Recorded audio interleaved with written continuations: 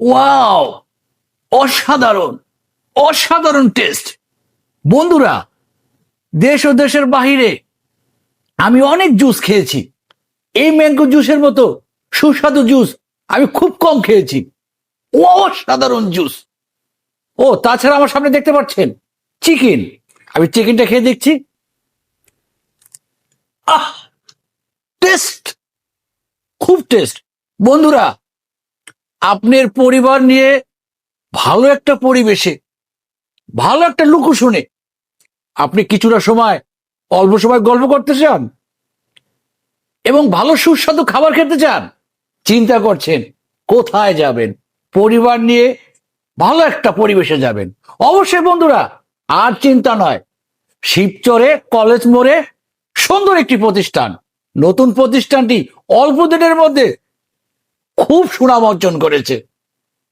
Moment, moment অর্থাৎ moment restaurant খুব একটি সুন্দর প্রতিষ্ঠান। আপনি এবং আপনার পরিবার নিয়ে আসতে পারেন এবং সুস্বাদু খাবার খেতে পারেন সুলভ মূল্যে। বন্ধুরা, আমি নিজে গল্প করব না, আপনারা অন্যের কাছে জিজ্ঞেস করতে পারেন যে এই প্রতিষ্ঠানের ব্যাপারে। খুব অল্প সময়ের ভেতরে খুব সুনাম অর্জন করেছে। আমি এখন কথা বলবো এই প্রতিষ্ঠানের যিনি কর্ণধর, একজন তরুণ উদীয়মান ব্যবসায়ী আলামিন ভাইয়ের সাথে। আপনারা সাথে থাকুন এবং এই প্রতিষ্ঠানের খাবারের ব্যাপারে আপনারা জানুন এবং আপনাদের জন্য কি কি ধরনের সুযোগ সুবিধা আছে তার ব্যাপারেও জানুন। সাথে থাকুন বন্ধুরা। আমি এখন কথা বলবো এই প্রতিষ্ঠানের যিনি মালিক, একজন তরুণ উদীয়মান ব্যবসায়ী, একজন পরিচিত মুখ, যাকে ভাইরাল বলা যায়, ভাইরাল মুখ, জনপ্রিয় একজন ব্যক্তি, জনাব আলামিন ভাইয়ের সাথে। আলামিন ভাই, আপনি মূল্যবান সময় দেওয়ার জন্য আপনাকে অসংখ্য ধন্যবাদ। আমি জানি এই সন্ধ্যাবেলা আপনি খুব ব্যস্ত, তারপর আপনি আমাকে সময় দিচ্ছেন, আপনাকে অসংখ্য ধন্যবাদ। ধন্যবাদ ভাইয়া আপনাকেও। মোমেন্টে এসে আপনার অনুভূতি কি, কেমন লাগছে, আমি যদি একটু পার্সোনালি জিজ্ঞেস করি। আসলে আলহামদুলিল্লাহ ভাই, আমি দেশের কয়েকটা রাষ্ট্রে কর্মক্ষেত্রে ঘুরেছি এবং বাংলাদেশের বিভিন্ন জেলায় আমি ঘুরেছি, কিন্তু আমি অনেক খাবার খেয়েছি।